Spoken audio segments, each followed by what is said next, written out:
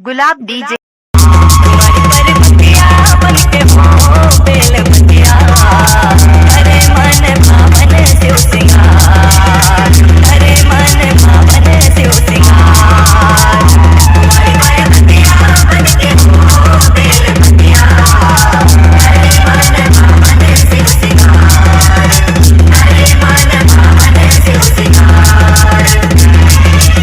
तेरा पेर तिला करे हो अर्पण माने शिवलाधार, तेरा पेर तिला करे हो अर्पण माने शिवलाधार। तुम्हारी पर्वतिया बनके हो बेल बतिया, अरे मन भावन शिव सिंगार, अरे मन भावन शिव सिंगार। तुम्हारी पर्वतिया बनके हो बेल बतिया, अरे मन भावन शिव सिंगार, अरे मन भावन शिव सिंगार। तुम्हारे कायल माया रचाए पर निर्जन बन मा जाए, निर्जन बन मा जाए। मंदिराचल पर्वत मा पार्वती शिव पूजा मा समाधे, शिव पूजा मा समाधे।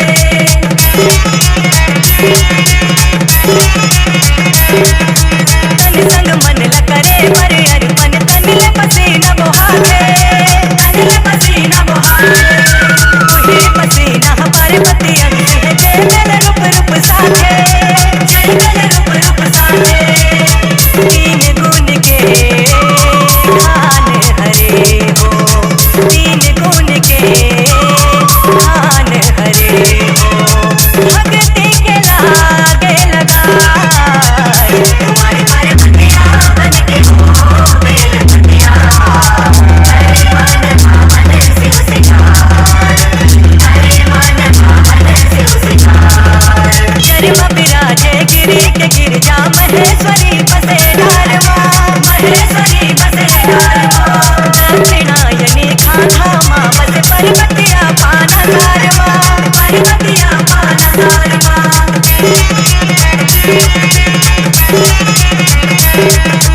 फूल में बसे है गौरक गौरी, कात्यायनी फल के आड़वा, कात्यायनी फल के आड़वा।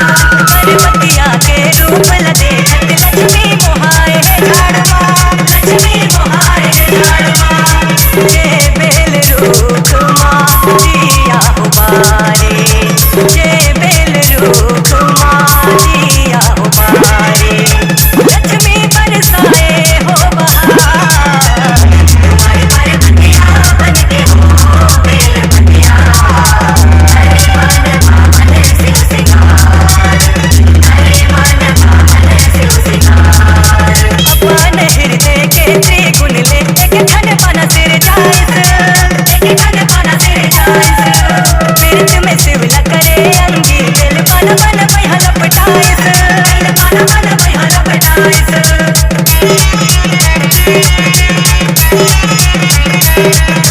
जगतपति हाँ देखे भक्ति, बेल पाना माँ मोहाइस, बेल पाना माँ मोहाइस। मोहन बरन सौहे महामाई, विधिनी दी पर खाइस, विधिनी दी पर खाइस। चौदस लागे पबरित पावन, चौदस लागे पबरित पावन। जग के करे उद्धार, तुम्हारी पर्वतिया बनके हो बेल बतिया, अरे मन भावन शिव सिंगार, अरे मन भावन शिव सिंगार। लक्ष्मी पूजा में बेल पाना चखाते, लक्ष्मी सदा रहते प्रसन्न, लक्ष्मी सदा रहते प्रसन्न। जीवन माँ सुख समृद्धि देते, घर माँ भरते दायन धन, घर माँ भरते दायन धन।